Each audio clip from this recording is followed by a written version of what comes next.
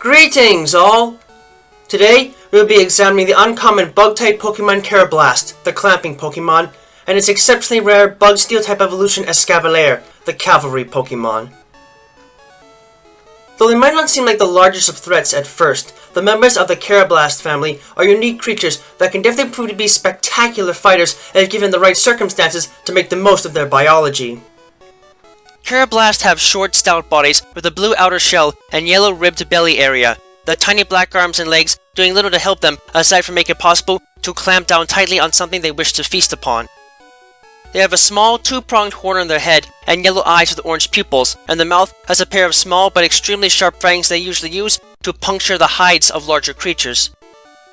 Their evolved form, Escavalier, have the same body form but are now covered in grey, metal-coated armor made from the shells of Shelmet with a tail guard that protects their lower frame and a helmet in the shape of a Roman centurion's helmet, complete with a curved red fringe of metal at the top with some slight rib marks on the sides. Their arms are also now hidden within a pair of twin-barbed grey and red striped javelins that they use as their primary means of dealing damage in combat. The members of both the Karrablast and Shelmet families represent an exceptionally unique ecological case in that the relationship they share with each other is primarily co-evolutionary, and it is almost impossible to properly talk about the two families without examining why. Karrablast are more than aware that their exoskeletons are not very strong, and thusly seek out different ways of protecting themselves from harm. From trial and error, it seems that the species as a whole has learned that the best way to acquire defense is to steal it from someone else, and that someone else has come to be Shelmet. While Shelmet are generally regarded to be inseparable from their shells by any normal means, acidic liquid that Karrablasts spew to numb the skin of larger organisms in preparation for feeding happens to work surprisingly well at detaching the soft-bodied creatures from the hard shells if applied when the shell is open. However, when the acid comes into the contact with the vulnerable shell or flesh of Shelmet, it begins a massive electrolytic reaction that produces a unique electrical field only seen otherwise within trading devices, triggering a simultaneous reaction within the two creatures at the genetic level if the Karrablast doesn't eat the Shelmet first. While the liberated Shelmet grow into larger, seemingly adult forms, Karrablast simultaneously become cemented within the old Shelmet shell due to the acidic liquid that Shelmet secrete and become able to produce the shell's non-living components at will. In both cases, the mutation is so radical that it is effectively considered to be evolution for both species, turning Shelmet into Excelgor and Karrablast into Escavalier. This helps the Karrablast family immensely, and these changes come with some noteworthy alterations to their power.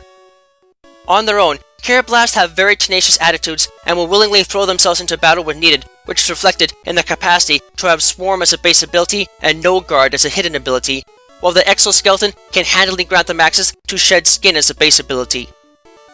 On the other hand, while the Escavalier can also have Swarm as a base ability, the thick armor covering their form can equally allow them to have Shell Armor as a base ability and Overcoat as a hidden ability.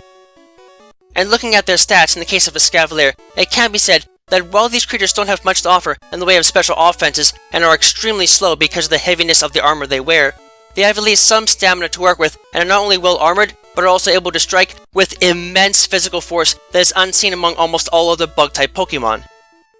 As a result, these creatures have above average base HP and defense stats for a fully evolved bug-type Pokemon, and above average base attack and special defense stats for a fully evolved bug and steel-type Pokemon, and additionally possess the highest base attack stat out of all non-Ultra Beast bug-type Pokemon, making them a terrifying threat to have to face without some serious physical defenses on one side.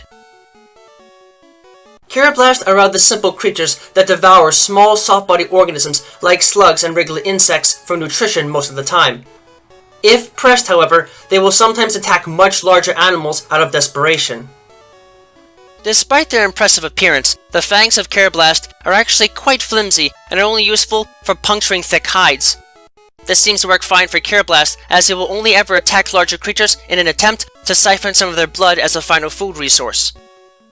Unfortunately for most, Karrablast are quite efficient at staying attached to larger organisms without being noticed, as they can spray a strong acid from their mouths while clamped on that effectively numbs the pain and prevents the host from noticing any blood loss.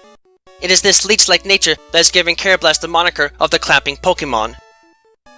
In battle, Karrablast generally have to rely on their bodies as direct weapons, utilizing attacks like Peck, Fury Cutter, and Headbutt among several others to deal damage, as they are unable to utilize any special attacks outside of weak acid spray and bug buzz attacks naturally. Moreover, because the acid used in the former attack is not strong enough to actually deal much damage and the exoskeletons are not particularly sturdy, Karrablast must be quick to escape from danger or risk receiving punishing retribution. The need to survive in the wild, despite these flaws, is what has led these creatures to develop the strange relationship they have with shellmeat as a necessity, as shellmeat can not only provide them a tasty meal but, in rare cases as already noted, can serve as the only way that these creatures can properly evolve in the wild. When Karrablast evolve into a Escavalier, their overall power level increases considerably, though it is noted that the heavy nature of their acquired armor slows them down quite a bit and critically decreases their base speed stat in evolving. Only part of the armor protecting Escavalier is from the original shellmeat that they stole. The rest of it is generated by Escavalier manually, an ability acquired through evolution, in order to cover themselves more efficiently. Interestingly enough, it is believed that the appearance of this armor may have been the source behind the crested headpieces of several types of ancient soldiers, including the Spartans and the Roman centurions. While shellmeat shells are sturdy by themselves, they are still prone to fracturing and cracking under high pressure, making them pretty ineffective for physical combat. As a solution, Escavalier continuously spray their armored bodies with the same acidic liquid that they used as Karrablast to numb prey. When the acid comes into contact with the shell, it draws out natural metals within the structure and the surrounding airspace and creates a semi-thick metal coating on the outside via electroplating, effectively tempering the shell against the effects of physical damage. Although somewhat primitive in structure, this unique armor possesses enough traits in common with traditional organic steel for Escavalier to be considered steel types. In addition to their great armor, Escavalier possess two javelin-like extensions of their armor on each foreleg that act as powerful piercing weapons capable of delivering both cutting and blunt force trauma together in a sometimes gory display of power. While the structures are fully articulate, they are just as non-living as the rest of the armor and are in fact connected to the mounted Karrablast's tiny arms by thick strands of connective tissue. This gives Escavalier the benefit of being able to deliver maximum damage with their arms without ever having to worry about actually hurting themselves, as even if the appendages are torn from their bodies, Escavalier can usually regenerate them within a few days. With all of this power behind them, it comes as no surprise that Escavalier willingly face any opponent, no matter how strong they may be, with unparalleled bravery and gusto, charging forward with their twin lances at the ready. This personality is only intensified when one considers the great variety of both offensive and defensive moves at these creatures' disposal, and it is not surprising then that their nature and powers have led them to be spoken highly of in places like the Galar region, with one of the region's greatest pieces of artwork in particular showing a fierce battle between an Escavalier and a Sirfetch'd. It is lastly noted that Escavalier achieve a tremendous boost in intelligence upon evolving and are effectively master tacticians.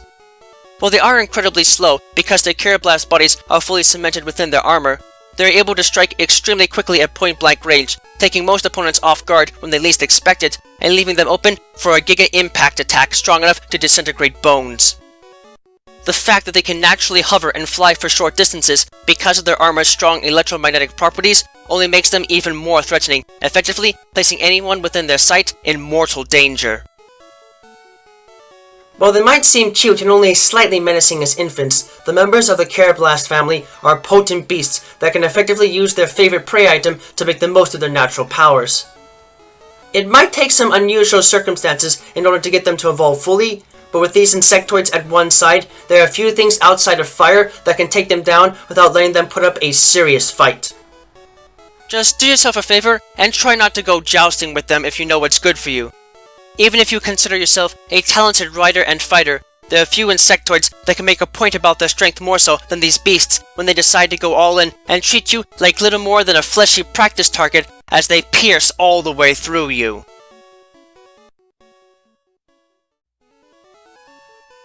Thank you all for watching this video. It is always an honor to be able to speak with you all on the subject of Pokemon in a way that brings me great joy and happiness in my work. If you would like to keep tabs on past and future work, click that subscribe button, check out my work on DeviantArt, and don't be shy about following me on Twitter, where you can find pertinent announcements on upcoming work before it is officially posted. Links to both can be found in the video description. If you would like to support my work and help Miguel and I continue to produce more content for you and improve upon our presentation, please visit us at my Patreon page, which you can also find a link to in the video description. No.